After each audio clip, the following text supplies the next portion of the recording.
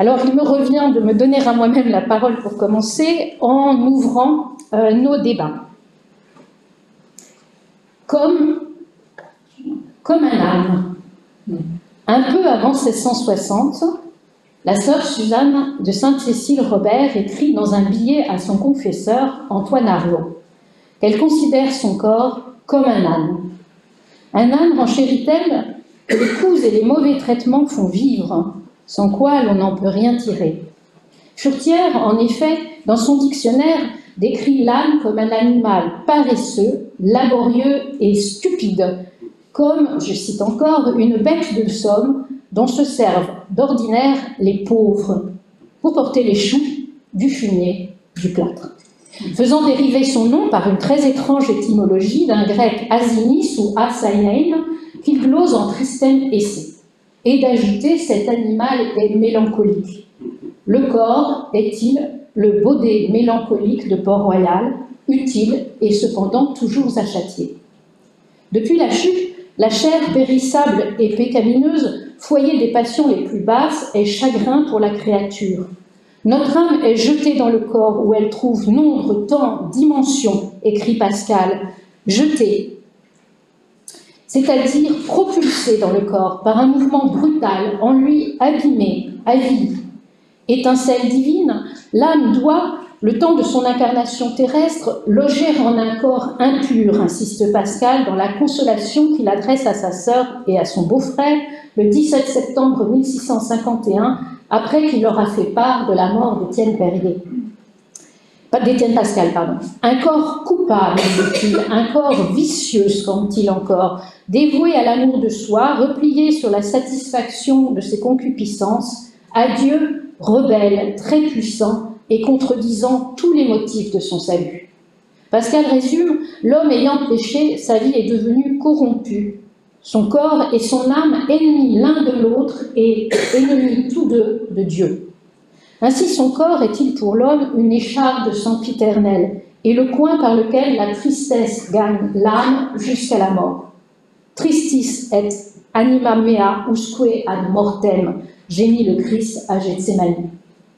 S'appuyant sur Descartes, Pascal montre dans le corps une machine, mécanique assemblage, automate que n'habite même pas l'instinct de la bête, et sans qu'il soit possible d'oublier que machine désigne figurément un artifice, une adresse, une ruse. Substance du péché, matière vouée à mourir, le corps, qui s'emploie aussi bien pour parler d'un cadavre, en anglais celui-ci se dit corpse, est une source inépuisable de tourments et d'effroi. Dans sa vie de M. Pascal, Gilberte évoque les maladies continuelles qui travaillent son frère dès sa jeunesse. Impossibilité de rien boire qui ne fût chaud, névralgie, chaleur d'entrailles excessive, maux de dents, insomnie, épisodes de paralysie et tant d'autres douleurs qui lui font connaître, dit-elle, un véritable supplice.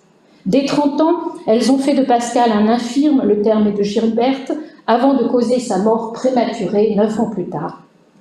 Ce corps, Pascal le combat farouchement, muet quant aux souffrances dont il le tarabuste, obstiné à combattre ses inclinations au plaisir, à réduire tous ses appétits, refusant à ses sens absolument tout ce qui lui aurait été agréable. Pascal accomplit les tâches domestiques que requiert son entretien. Il fait son lit, va chercher son repas à la cuisine. Il fait ôter de sa chambre toute tapisserie qui flatterait sa vue ou le protégerait des courants d'air. Il mange seul, équivalent ses repas à de pures utilités qu'il oublie le moment d'après. Il interdit qu'il soit assaisonné de sauce ou de ragoût, qu'on y mette orange ou verjus, qui flatterait ses papilles. Enfin, il mortifie sa chair par les piqûres d'une ceinture de fer qui l'y enfonce secrètement, au moindre écart, conversation qui ravit, élan de gaieté intempestive. Pascal s'emploie même, dans cette œuvre farouche des déliaisons, à proscrire toutes les manifestations d'attachement qui portent les créatures les unes vers les autres. Effrayante singularité? Non. En 1638, Jacqueline, sa sœur cadette, âgée de 13 ans à peine, remise de sa petite vérole, fustige dans des stances pour remercier Dieu de sa guérison un corps plus fragile que le verre. La jeune fille psalmodie, oh que mon cœur se sent heureux. Quant au miroir, je vois les creux et les marques de ma vérole. Je les prends pour sacrés témoins, suivant votre sainte parole, que je ne suis de ceux que vous aimez le moins.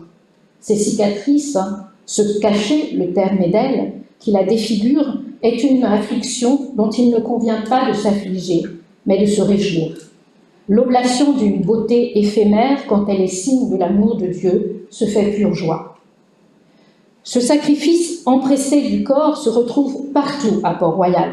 C'est dans les vies des solitaires et des religieuses un holocauste permanent. Lancelot raconte que Saint-Cyran était si amateur de jeûne qu'il s'était causé une espèce de faim canine qui l'obligeait à manger un peu de pain à diverses heures. Il n'admettait de se soigner que lorsqu'il chancelait et courait risque au premier pas de tomber.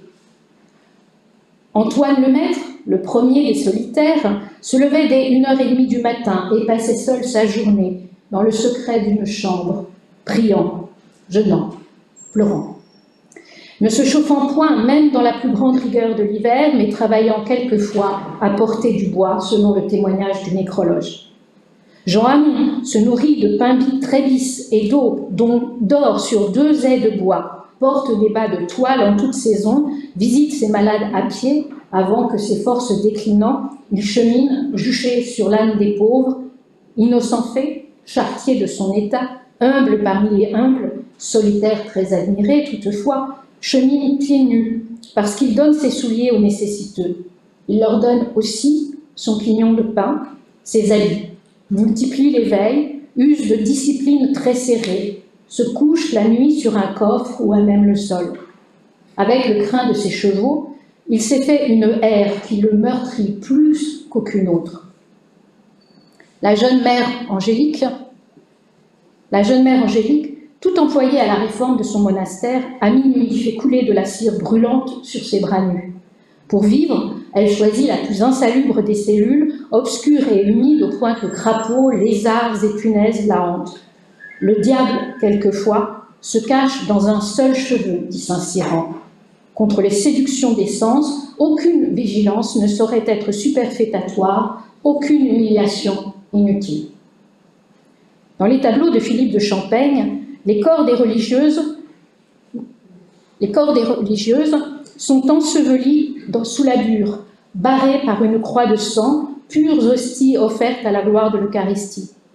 Les portraits que nous scrutons, loin d'avoir été concédés au désir d'éterniser le visage de leur sujet, ont été peints à l'insu de leur modèle, ainsi Antoine Arnauld et la mère Angélique, ou à partir de masques mortuaires parfois eux-mêmes réalisés à la hâte, comme Lancelot le raconte pour Saint-Cyran. Mais non, je ne lui ai pas demandé de bouger. Comme Lancelot le raconte pour Saint-Cyran. Pascal est mort quand François Penel peint son portrait à partir d'un dessin. Au centre du cloître de Port-Royal, formidablement, point de jardin, mais un cimetière et à l'occasion des fosses béantes sur lesquelles donnent les fenêtres des religieuses et leurs cellules. Mais la mort du corps, comme son affaiblissement ou son enlaidissement, ne saurait inspirer peine ou morosité quand la chair est si triste. Dans la lettre sur la mort de son père, Pascal appelle le jour de la passion du Christ le jour de sa chair, où Dieu lui envoie sa gloire pour brûler et consumer son corps et le faire vivre spirituel de la vie de la gloire. La mort du corps charnel marque l'avènement du corps saint, le surgissement de ce deuxième corps que recherchent les religieuses, selon Angélique de Saint-Jean, quand elle défigure le premier, l'affuble de haillons et de toiles malodorantes. La mort dévèle l'un pour faire resplendir l'autre. Elle est le commencement de la béatitude du corps, comme de l'âme, écrit Pascal. La dernière image du film de Vincent Dieutre, Fragment de la grâce, montre un homme allongé face contre terre, bras en croix, sur la chaussée rue Gay-Lussac, au péril des voitures qui l'environnent. Il y a fort à gagner que le salut qui l'attend ne consiste point en ce qu'elle l'éviterait, mais au contraire, en ce qu'elle lui procurerait le coup de grâce ultime, la mort. Port-Royal a-t-il haï le corps, baudet maléfique?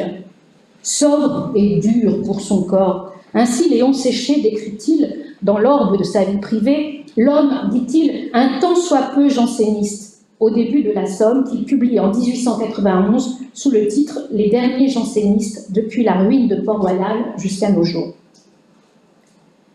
Mais la somatophobie de Port-Royal est-elle sûre? Car quelle fabuleuse attention au corps du Christ mort dans le tableau qu'en a fait Philippe de Champaigne. Quel soin à rendre la lividité du cadavre, le renflement de la plaie sur le pied, l'affaiblissement de l'estomac, l'affaissement de l'estomac, la musculature des bras et des cuisses, les gouttes de sang et les perles de lymphe autour de la blessure qui baie entre les côtes. Car quel corps vigoureux et splendide son Christ a-t-il même outragé, couronné d'épines et les mains liées. Défiant la tradition, Champaigne représente Joseph dans sa fuite en Égypte, jeune et tout aussi athlétique que son Christ aux outrages, beau, résolu, très peu fuyard mais fort ressemblant au Christ, portant sur l'épaule un bâton au bout duquel il a fixé un baluchon. Un bâton si épais qu'il fait invinciblement penser à un portement de croix devenu ainsi familier, tendrement paternel et presque gai. Et que dire de l'âne sur lequel la Vierge est juchée, le col fièrement dressé, vigoureux, la patte avant gauche repliée en un mouvement qui évoque plus un cheval à la parade que les bêtes humiliées qu'on voit chez Carracci, chez Poussin également. Pardon, le premier c'était, je dis des bêtises, c'était Palmezzano ce tableau, Carracci, et chez Poussin finalement dans l'ombre, on voit l'âne. Animal paresseux et stupide, bête de somme habituée à charrier les choux, ou Organon chez Philippe de Champaigne, altier du salut de l'enfant Dieu et de sa mère. Mais n'est-ce pas aussi son doublon humain, notre corps, qui peut être l'instrument de notre salut, selon Pascal, lançant à l'incroyant qui désire la conversion, sans éprouver encore son échauffement, abêtissez-vous. Faites-vous bête, machines de chair, êtres d'habitude qui plieront à Dieu, malgré eux, vos cœurs indociles, rongés encore par l'amour-propre.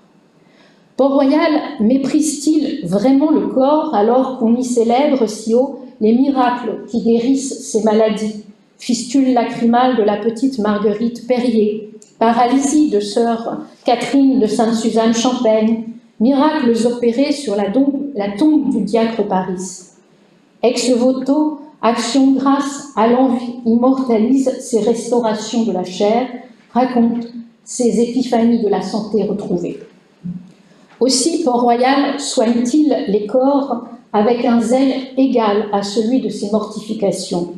Ses médecins sont nombreux et bien connus. L'infirmerie, où se médite régime roboratif et réconfort discret, est un haut lieu de la vie de la communauté. La mère Angélique veille sans faillir à la santé des sœurs qu'elle saigne habilement. Elle s'indigne des pénitences excessives de la sœur Suzanne de Sainte-Cécile. Les autres moniales partagent son sentiment, épiant l'insoumise et dénonçant ses plaies qu'elle dissimule. Angélique de Saint-Jean, qui est proche de la sœur Suzanne et raconte sa vie, oscille entre l'admiration tendre et la réprobation. Elle ne doute pas de la sincérité de sa compagne, mais elle y voit comme une croix particulière, une haine de soi si authentique qu'elle devient à elle-même pénitence et comme une humiliation involontaire. Que de corps entassés, que de membres épars privés de sépulture pleins dans le premier cœur des serres, une Israélite désolée par cette humiliation. De fait, le corps à Port-Royal, quand il est mort, est objet de vénération et d'adoration. Le corps de Saint-Cyran, ainsi, est exposé, touché, baisé, puis dépecé, éparpillé en 1000 reliques, embaumé. Dans la mort même, surtout, il demeure un corps puissant, opérant des miracles, corps prodigieux, merveilleux, qui appelle les larmes et les fusions, comme celui de la mère Angélique devant qu'on l'inhume. Ces corps, enfin, continuent de veiller longtemps sur le vivant, mains, pieds, cœurs, renfermés dans des boîtes et des vases, disséminés partout où ils ont aimé, où ils furent aimés. Après la destruction de Port-Royal, le sang de M. de Bagnols, mort en 1657, 52 ans plus tôt, s'avère encore fluide et parfaitement conservé. Bénédiction suprême, il est doté de propriétés thaumaturgiques. Si bas soit-il, le corps où le Christ s'est incarné, devenu réceptacle de la divinité, ne saurait être véritablement un objet de mépris.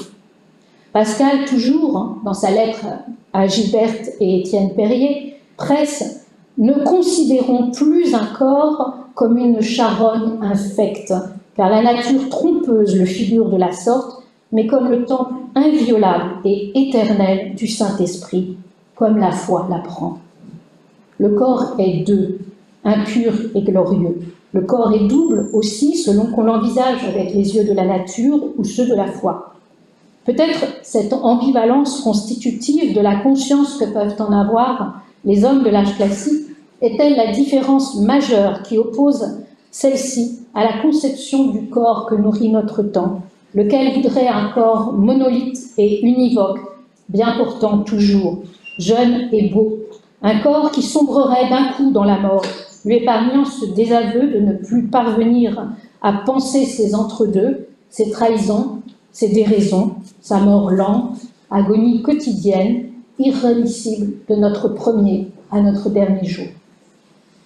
Est-ce là une spécificité du corps à Port-Royal que les 2 journées qui s'ouvrent nous permettront d'identifier? S'agit-il en son propre temps d'une spécificité de Port-Royal? Port-Royal entretient-il une vision du corps qui lui soit propre, ou bien celle-ci recoupe-t-elle une pensée chrétienne de la chair très généralement divulguée au XVIIe siècle? Du moins, ce siècle trop souvent considéré comme raisonnable et pompeux, abstrait, figé avec Port-Royal et le corps, s'incarne-t-il soudain fabuleusement, pour dire le corps chantant cher à la mère Agnès, le corps souffrant des religieuses, le corps rêvé des pères du désert, ce corps haï, follement éludé, obsédé et obsédant, émacié mais transi d'amour, enlaidis et glorieux, vilipendé dans les pires frimas échauffés, corps de marionnettes, de courtisans, de saints, corps détruit, sans cesse renaissant, poussière sordide et sublime, qui eût été faite pour la joie, n'était cette ombre le plaisir. Je vous remercie.